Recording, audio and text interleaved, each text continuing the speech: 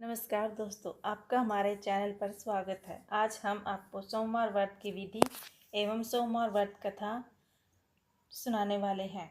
सोमवार का व्रत साधारणतः दिन एक के तीसरे पहर तक होता है। व्रत में फलाहार या पारण का कोई खास नियम नहीं है, किंतु यह आवश्यक है कि दिन रात में केवल एक समय भोजन करें। सोमवार के व्रत में शिवजी पार्वती का पूजन करना चाहिए।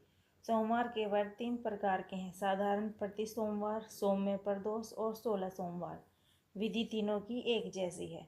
शिव पूजा पूजन के पश्चात कथा सुननी चाहिए। सोमवार व्रत कथा, प्रदोष व्रत कथा तथा 16 सोमवार व्रत कथा तीनों अलग अलग हैं, जो आगे दी गई हैं। सोमवार व्रत कथा प्रारंभ। एक नगर में एक बहुत धनवान साहूकार रहता था, जिसके घर में धन की कमी नहीं थी, परंतु उसको एक बहुत बड़ा दुख था कि उसके कोई पुत्र नहीं था। वह इसी चिंता में दिन रात लगा रहता। वह पुत्र की कामना के लिए प्रत्येक सोमवार शिव जी का व्रत पूजन किया करता था तथा सायंकाल को शिव जी मंदिर में जाकर शिव जी के सामने दीपक जलाया करता था। इसके इस भक्ति भाव को देखकर एक समय माता पार्वती जी ने शिव जी महाराज से कहा कि महाराज, यह साहूकार आपका अनन्य भक्त है और सदैव आपका व्रत और पूजन बड़ी श्रद्धा से करता है। आपको इसकी मनोकामना पूर्ण करनी चाहिए। शिव जी ने कहा, हे पार्वती, यह संसार का क्षेत्र है। जैसे किसान खेत में जैसा बीज बोता है वैसा ही फल काटता है, उसी तरह मनुष्य इस संसार में जैसा कर्म करते हैं वैसा ही फल भोगते हैं। पार्वती जी के अनंत आग्रह से कहा, महाराज, जब यह आपका अनन्य भक्त है और इसको अगर किसी प्रकार का दुख है तो उसको अवश्य दूर करना चाहिए, क्योंकि आप सदैव अपने भक्तों पर दयालु होते हैं और उनके दुखों को दूर करते हैं। यदि आप ऐसा नहीं करेंगे तो मनुष्य आपकी सेवा तथा व्रत क्यों करेंगे? पार्वती जी का ऐसा आग्रह देख शिवजी महाराज कहने लगे, हे पार्वती, इसके कोई पुत्र नहीं है। इसी चिंता में यह अति दुखी रहता है। इसके भाग्य में पुत्र न होने पर भी मैं इसको पुत्र की प्राप्ति का वर देता हूँ, परंतु यह पुत्र केवल 12 वर्ष तक जीवित रहेगा। इसके पश्चात वह मृत्यु को प्राप्त हो जाएगा। इससे अधिक मैं और कुछ इसके लिए नहीं कर सकता। यह सब बातें साहूकार सुन रहा था। इससे उसको ना कुछ प्रसन्नता हुई और ना ही कुछ दुख हुआ। वह पहले जैसा ही शिवजी महाराज का व्रत और पूजन करता रहा। कुछ काल व्यतीत हो जाने पर साहूकार की स्त्री गर्भवती हुई और 10वें महीने में उसके गर्भ से अति सुंदर पुत्र की प्राप्ति हुई। साहूकार के घर में बहुत खुशी मनाई गई, परंतु साहूकार ने उसकी केवल 12 वर्ष की आयु जानकर अधिक प्रसन्नता प्रकट नहीं की और ना ही किसी को भेद ही बताया। जब वह बालक 11 वर्ष का हो गया तो उस बालक की माता ने उसके पिताजी से विवाह आदि के लिए कहा, तो वह साहूकार कहने लगा कि अभी मैं इसका विवाह नहीं करूँगा, अपने पुत्र को काशी जी पढ़ने के लिए भेजूँगा। फिर साहूकार ने अपने साले अर्थात बालक के मामा को बुलाकर उसको बहुत सा धन देकर कहा, तुम इस बालक को काशी जी पढ़ने के लिए ले जाओ और रास्ते में जिस स्थान पर भी जाओ, यज्ञ तथा ब्राह्मणों को भोजन कराते जाओ। वह दोनों मामा भांजे यज्ञ करते और ब्राह्मणों को भोजन कराते जा रहे थे।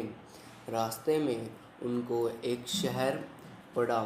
उस शहर में राजा की कन्या का विवाह था और दूसरे राजा का लड़का जो विवाह करने के लिए बारात लेकर आया था, वह एक आँख से काना था। उसके पिता को इस बात की बड़ी चिंता थी कि कहीं वर को देख कन्या के माता पिता विवाह में किसी प्रकार की अड़चन पैदा न कर दें। इस कारण जब उसने अति सुंदर सेठ के लड़के को देखा तो मन में विचार किया कि क्यों न दरवाजे के समय इस लड़के से वर का काम चलाया जाए। ऐसा विचार कर वर के पिता ने उस लड़के और मामा से बात की तो वे राजी हो गए। फिर उस लड़के को वर के कपड़े पहनाकर घोड़ी पर चढ़ा दरवाजे पर ले गए और सब कार्य प्रसन्नता से पूर्ण हो गए।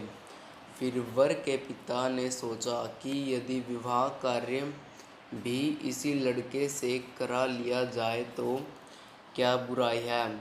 ऐसे विचार कर लड़के और उसके मामा से कहा, यदि आप पैरों का और कन्यादान के काम को भी करा दें तो आपकी बड़ी कृपा होगी और मैं इसके बदले में आपको बहुत धन दूंगा। तो उन्होंने स्वीकार कर लिया और विवाह कार्य भी बहुत अच्छी तरह से संपन्न हो गए। परंतु जिस समय लड़का जाने लगा तो उसने राजकुमारी की चुंदड़ी के पल्ले पर लिख दिया कि तेरा विवाह तो मेरे साथ हुआ है, परंतु जिस राजकुमार के साथ तुमको भेजेंगे वह एक आँख से काना है और मैं काशी जी पढ़ने जा रहा हूँ।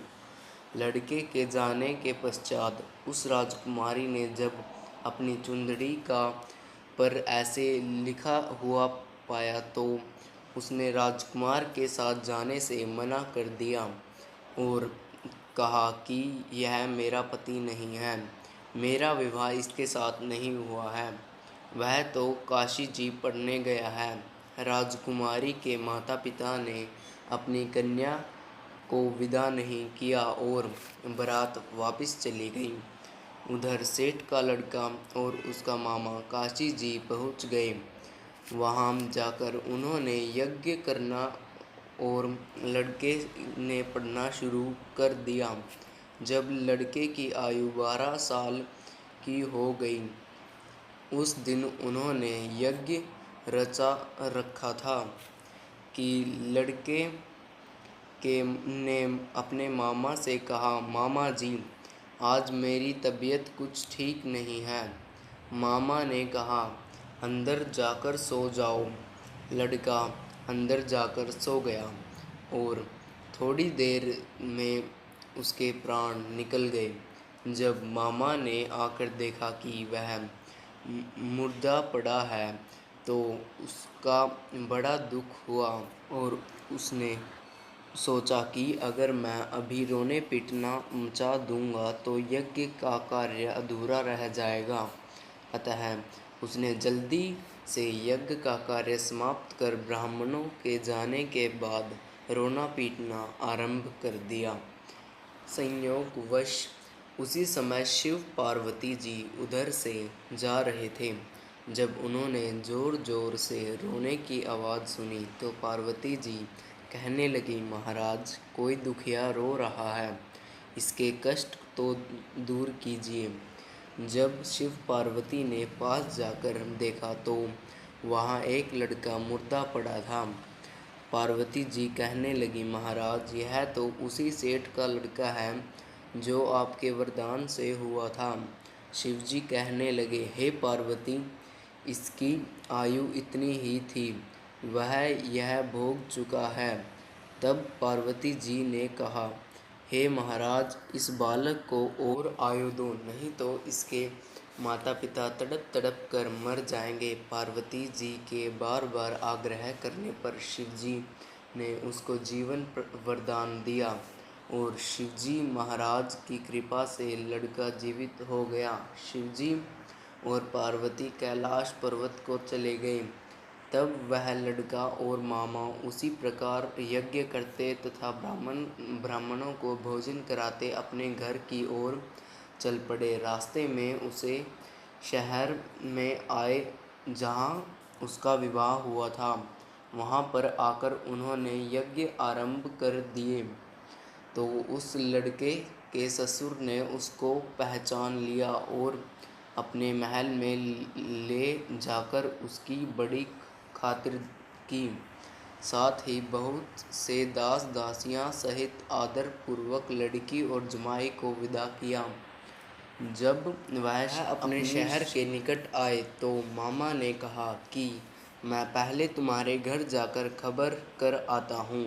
जब उस लड़के का मामा घर पहुँचा तो लड़के के माता पिता घर की छत पर बैठे थे और ये प्रण कर रखा था कि यदि हमारा पुत्र सकुशल लौट आया तो हम राजी खुशी नीचे आ जाएंगे, नहीं तो छत से गिरकर अपने प्राण खो देंगे। इतने में उस लड़के के मामा ने आकर यह समाचार दिया कि आपका पुत्र आ गया है, तो उनका विश्वास नहीं आया। तब उसके मामा ने शपथ पूर्वक कहा कि आपका पुत्र अपनी स्त्री के साथ बहुत सारा धन साथ लेकर आया है। तो सेठ ने आनंद के साथ उनका स्वागत किया और बड़ी प्रसन्नता के साथ रहने लगे। इसी प्रकार से जो कोई भी सोमवार के व्रत को धारण करता है अथवा इस कथा को पढ़ता या सुनता है, उसकी समस्त मनोकामनाएं पूरी होती हैं। जैसी खुशियाँ इस परिवार को मिली हैं, ऐसी ही भगवान सभी को दे।